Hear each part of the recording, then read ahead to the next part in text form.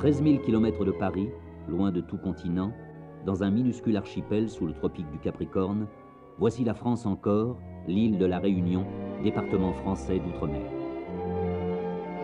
Ces marchés en plein vent regorgent de beaux fruits, de légumes de toutes sortes. La foule y circule avec cette sage lenteur que commande le climat. On n'y voit pas cette hâte brouillonne qui anime trop de ménagères du vieux monde. Devant cette abondance, il faut pourtant songer que cette île merveilleuse n'est pas, hélas, un pays de cocagne. L'économie est en progrès, mais la pauvreté existe, corollaire du chômage. Tout est mis en œuvre pour que chacun puisse décemment gagner sa vie à La Réunion. Les salaires s'alignent progressivement sur notre SMIC. Sécurité sociale, allocation familiale, dessert les taux du mal-vivre. Il reste que la France doit aider les siens. En attendant une maturité proche, ce département est en droit de compter sur l'amitié agissante de tous les Français. Saint-Denis, principale ville de l'arrondissement du Vent, au nord de La Réunion. Ici, plus encore qu'à l'intérieur des terres, on sent l'effort accompli par la métropole pour ce département pauvre. Écoles, hôpitaux, logements sociaux s'y multiplient. Hélas, la population y croît aussi de manière alarmante. Les solutions radicales pour remédier à cela rencontrent l'obstacle religieux. Au rythme actuel, l'île aurait en 1985 2 fois plus d'habitants qu'en 1965. Il faut augmenter l'emploi. Pour cela, on améliore sans cesse l'équipement public. Sur les routes neuves en témoignent ces autobus modernes, remplaçant les vieilles pataches pittoresques et démodées.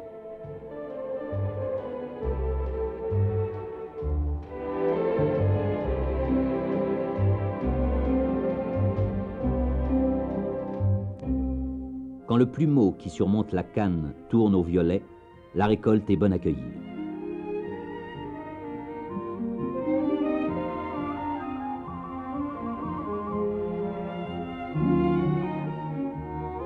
Ici, nous voyons les ouvriers agricoles préparer le repiquage des plants. Sous ce climat, la chose n'est pas compliquée. Il suffit de couper un morceau de canne et de l'enterrer pour qu'une nouvelle pousse sorte de terre. Cette fertilité, hélas, a une fâcheuse contrepartie. Actuellement, la production sucrière est excédentaire dans la zone franc. N'y aura-t-il pas trop de sucre réunionnais alors que sa production est la meilleure source de revenus de l'île? Par chance, le récent accord sucrier conclu entre les pays du marché commun européen lève cette hypothèque.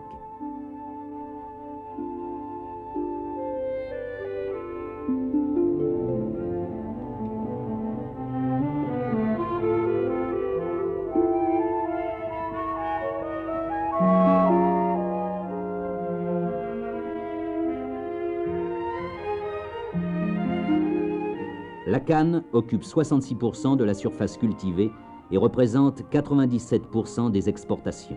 C'est-à-dire que les Réunionnais voient leur prospérité liée à son marché.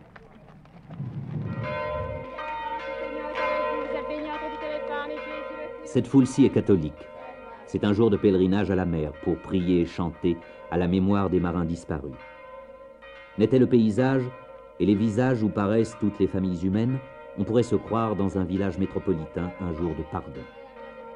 Ces différences dans les visages, il est touchant de voir combien peu elles comptent.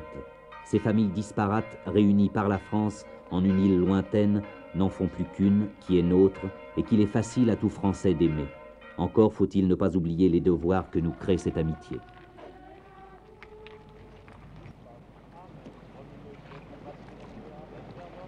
Jadis, M. le Pronis, gouverneur de Madagascar, jeta sur l'île Bourbon des matelots mutinés. L'île Bourbon, c'était le nom de la Réunion, quand on en fit un comptoir de la Compagnie des Indes.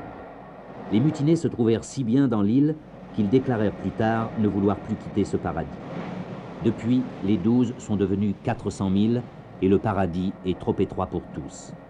L'avenir de la Réunion va se jouer dans les 20 années prochaines. Les progrès, les succès qui marquent l'œuvre accomplie présentement dans l'île parlent en faveur de sa prospérité future.